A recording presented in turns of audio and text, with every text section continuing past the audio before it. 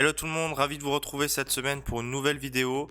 Cette semaine, on va parler des stratégies d'achat qu'on peut avoir quand on investit dans la crypto-monnaie. Reste bien tout au long de la vidéo. Je t'invite à t'abonner si ce n'est pas déjà fait et à lâcher un petit like pour aider au référencement. On se retrouve après le générique, à tout de suite.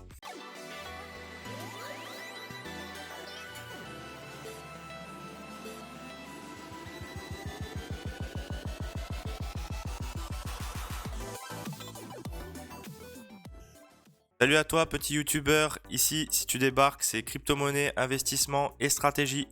Aujourd'hui justement on va parler de cette stratégie, donc n'oublie pas, tout ce qu'il va y avoir dans la vidéo ce n'est que des partages d'expérience, donc surtout fais tes propres recherches avant d'investir, ce n'est pas des conseils en investissement. Alors avant de parler de la première stratégie, il va y avoir quand même deux points importants à faire avant de se lancer dans l'investissement. La première des choses, pourquoi avoir une stratégie? C'est simplement pour éviter ce qu'on appelle le FOMO, Fear of Missing Out, la peur de louper le train.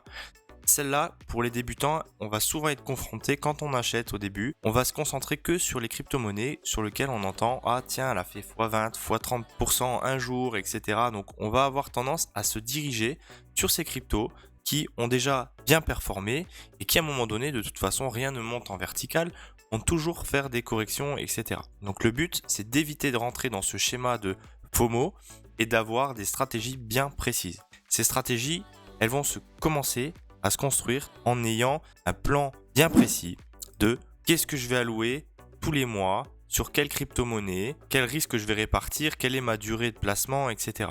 Ça, c'est important de le définir avant parce que derrière, c'est ce qui va vous permettre d'adapter vos achats en fonction d'eux.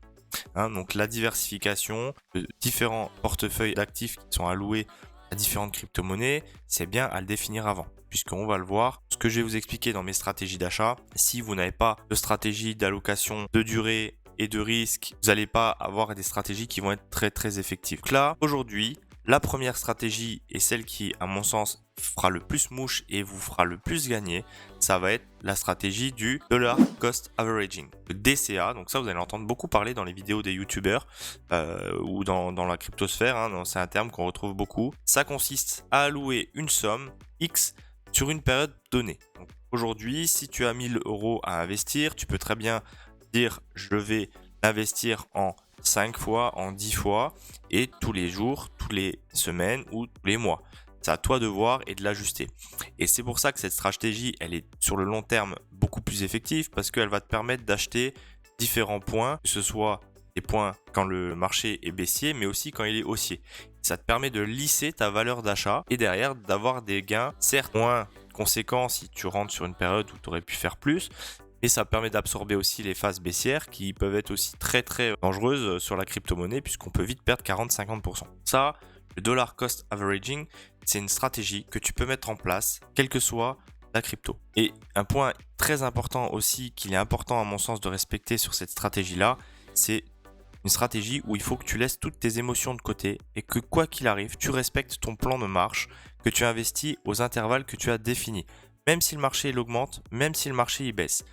Plus tu vas mettre tes émotions dans la balance, moins elle sera utile cette stratégie. Et justement, je la conseille pour les personnes qui sont un peu sensibles, etc. et qui n'ont pas forcément le recul sur le marché pour éviter justement de faire des ventes ou des achats mal ajustés. Donc ça, c'est très très important sur cette stratégie-là.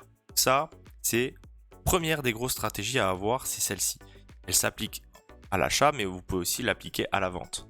Ça, on le verra dans une autre vidéo où je ferai des stratégies de vente. L'autre stratégie qui est la plus simple et celle que les débutants sont toujours amenés à vouloir privilégier, c'est le all-in. C'est-à-dire que vous allez investir en une fois parce que vous avez peur de perdre de temps, dire allez, je veux pas louper le train, je mets tout dessus et puis on verra bien. Alors, ça peut être intéressant, mais attention, il faut toujours relativiser par rapport au montant, par rapport à l'actif que vous voulez acheter. C'est sûr que vous n'allez pas faire un DCA sur une valeur où vous voulez mettre 50 euros et voilà, attendre 2-3 mois. Vous achetez, à la limite, vous mettez 25 x 2 et basta. Vous n'allez pas tirer ça sur 3 mois ou 6 mois sur les valeurs. Il faut bien aussi mettre tout ça en relief. Et montant que vous allez allouer tous les mois. Là, si c'est pour mettre 50 euros, cassez pas la tête. Par contre, effectivement, s'il y a un gros capital de 500 euros ou 1000 euros, oui, des fois, vaut mieux le découper.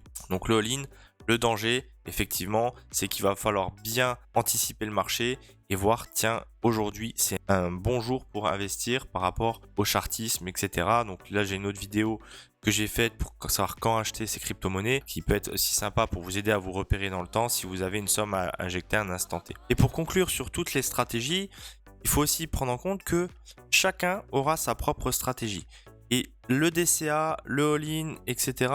n'est pas à utiliser de manière unilatérale, c'est-à-dire que vous pouvez aussi mélanger les stratégies selon dans votre portefeuille. La partie que vous avez envie d'acheter en DCA, vous la laissez en DCA. Vous pouvez aussi acheter sur des petits coups, des all-in, etc. Vous pouvez également, par rapport au pourcentage de votre portefeuille, mélanger un petit peu les deux. Donc voilà, c'est bien à toi de faire ta propre stratégie, de voir ce qui marche et ce qui marche un peu moins. Et le but, vraiment, c'est que tu trouves ton équilibre là-dedans. Aujourd'hui, je t'ai présenté mes deux stratégies. Le DCA sur une partie de mon portefeuille sur lequel j'ai choisi 2-3 crypto-monnaies où je me délie totalement des émotions. Et pour le reste, en fonction des opportunités, je vais aller sur du all-in. Et une règle d'or que je me fixe toujours aujourd'hui, c'est je n'investis jamais sur des bougies vertes. Je ne vais que investir quand j'ai choisi ma crypto-monnaie dès lors où on est sur des crypto-monnaies qui sont en baisse, sur des bougies rouges. Donc ça, c'est réellement une règle d'or que je t'invite à respecter parce qu'au moins, tu ne rentreras pas dans le principe du FOMO et tu éviteras de te prendre des corrections de 20, 30, 40% alors que tu aurais pu attendre 2-3 jours de plus. Voilà, donc si tu as aimé, je t'invite à liker, n'hésite pas à t'abonner si c'est toujours pas fait et mets un petit commentaire pour aider un petit peu à mon référencement. Et si tu peux me laisser quelques idées de vidéos que toi débutant tu aimerais bien avoir, c'est avec plaisir. Allez, à bientôt, salut!